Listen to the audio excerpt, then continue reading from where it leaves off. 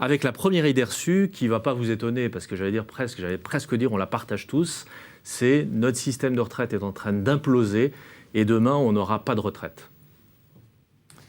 C'est un lieu commun de dire que la retraite, c'est terminé d'ici 10 ans, 20 ans, 30 ans.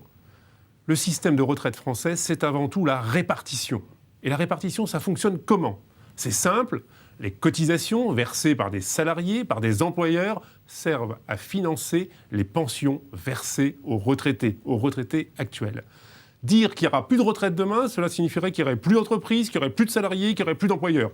Dans ces cas-là, on est dans un autre monde que je ne souhaite pas forcément de connaître. Donc il n'y a pas de menace sur la pérennité de notre système de retraite en tant que tel. Après, il peut y avoir des questions sur le montant des pensions, sur l'âge de départ, mais ça, c'est d'autres problèmes.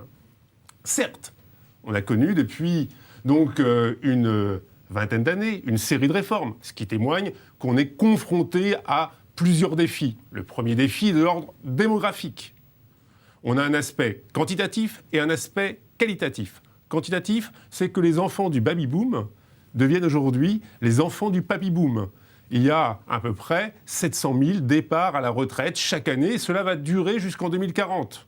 Ça a un effet évidemment masse sur donc, les pensions à verser. Et puis un aspect qualitatif, et là c'est le progrès sanitaire, le progrès économique.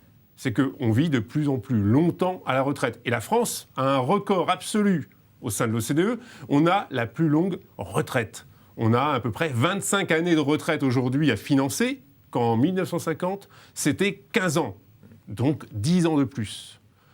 Si on met l'un et l'autre donc, en superposition, on a aujourd'hui 15 millions de retraités, on n'en avait que 5 millions en 1980. Et d'ici 2050, ce sera 25 millions de retraités. Donc évidemment, on a à financer un montant de pension beaucoup plus important. Pour cela, depuis 1993, on a adopté une série de réformes pour justement à la fois garantir les pensions et puis éviter donc une multiplication des déficits. La France est un des pays qui a le plus réformé ses retraites, contrairement aux idées reçues, justement. On a gagné à peu près 40 milliards d'euros à travers ces réformes. Réformes, ça a joué sur la durée de cotisation. On est aujourd'hui à 43 ans pour la génération 73. On a également modifié les règles de calcul. 25 meilleures années pour le calcul de la retraite de base, quand avant on prenait les 10 meilleures années. On a également reculé l'âge de retraite. Aujourd'hui, c'est 62 ans pour l'âge légal, 67 ans pour la retraite, donc à taux plein.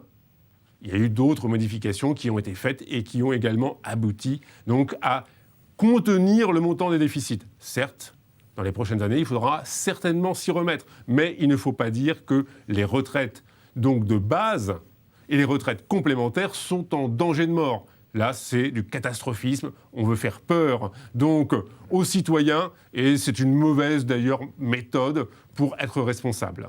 Le système tient grâce aux réformes et il y en aura d'autres. Il y en aura d'autres évidemment, car on est sur quelque chose de mouvant, on est sur quelque chose d'économie, de social.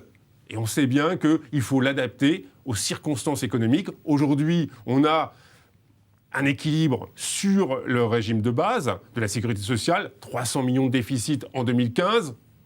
On sait que si on est sur une croissance faible, ce sera beaucoup plus compliqué, mais si on fait 2 points de croissance, ce sera beaucoup mieux. Sur les retraites complémentaires, il y a eu un accord très important qui est intervenu le 30 octobre 2015 pour justement assurer donc le bon fonctionnement des régimes Agirc-Arrco, qui prévoit des mesures difficiles, c'est vrai, de report d'une année de la retraite, on va dire 100% pour un certain nombre de cadres et d'employés. Mais on a maintenu l'essentiel, c'est le versement des retraites complémentaires pour tous. Et il n'y a pas là non plus de menace existentielle sur les retraites complémentaires, comme pour les régimes de base.